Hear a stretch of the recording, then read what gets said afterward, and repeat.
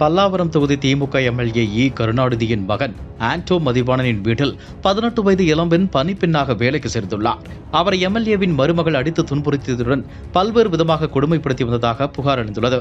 மேலும் அந்த இளம்பெண்ணின் கையில் சூடு வைத்து சித்திரவதை செய்ததாகவும் தினமும் வேலை செய்ய சொல்லி அடித்து கொடுமைப்படுத்தியதாகவும் பாதிக்கப்பட்ட பெண் கண்ணீருடன் வேதனை தெரிவித்துள்ளார்.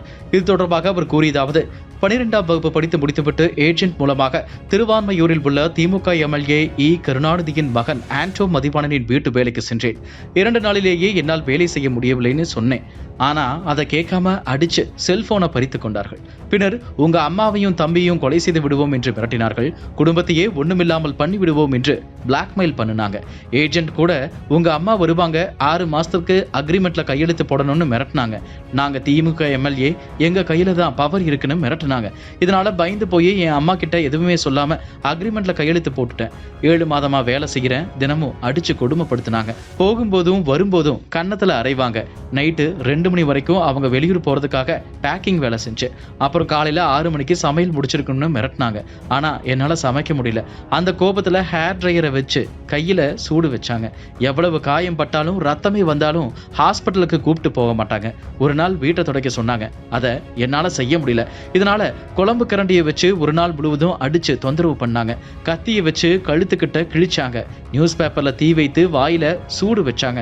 தினமும் அடிச்சு வேலை செய்ய சொன்னாங்க. தலைமுடியை எல்லாம் வெட்டி என்னை அடையாளமே தெரியாம மாத்திட்டாங்க. இதை வெளியே சொன்னா உன்னை காப்பாத்த யார் இருக்கா? நான் ஒரு வார்த்தை சொன்னா உங்க வீடே இல்லாம பண்ணிடுவேன். டாக்டர் கிட்ட சொல்லி போலி ஆவணம் தயார் செஞ்சு நீ கருக்கலைச்சுன்னு சொல்லிடுவேன் என சொல்லி மிரட்டினாங்க. மிளகாத்தூளை கரைச்சு குடிக்க சொல்லுவாங்க. விதவிதமா என்னை கொடுமைப்படுத்தினாங்க. 7 மாசமா வேலை செய்யறேன், ₹1 சம்பளம் கொடுத்ததில்லை என கூற பாதிக்கப்பட்ட பெண்ணின் தாய் கண்ணீருடன் கதறி எழுதார்.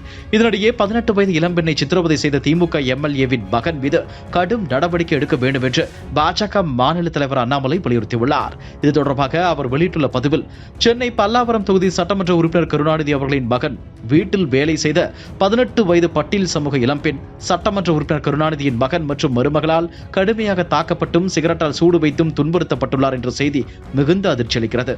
மருத்துவ கல்வி பயில உதவியாக இருக்கும் என்பதற்காகவும் எளிய குடும்ப சூழ்நிலை காரணமாகவும் வீட்டு வேலை செய்ய வந்த இளம்பெண்ணை இத்தனை கொடூரமாக தாக்கி இருப்பது திமுக என்ற அதிகார திமிரையே காட்டுகிறது. மாதம் ₹16,000 ஊதியம் என்று கூறிவிட்டு ₹5,000 மட்டுமே இத்தனை மாதங்களாக ஊதியம் வழங்கியிருக்கிறார்கள் என்றும் தெரிய வருகிறது. உடனடியாக விரைவான விசாரணை நடத்தி குற்றவாளிகள் மீது வன்கொடுமை தடுப்பு சட்டத்தின் கீழ் நடவடிக்கை எடுக்க வேண்டும் என்று தமிழக பாஜக சார்பாக வலியுறுத்துகிறேன் என குறிப்பிட்டுள்ளார்.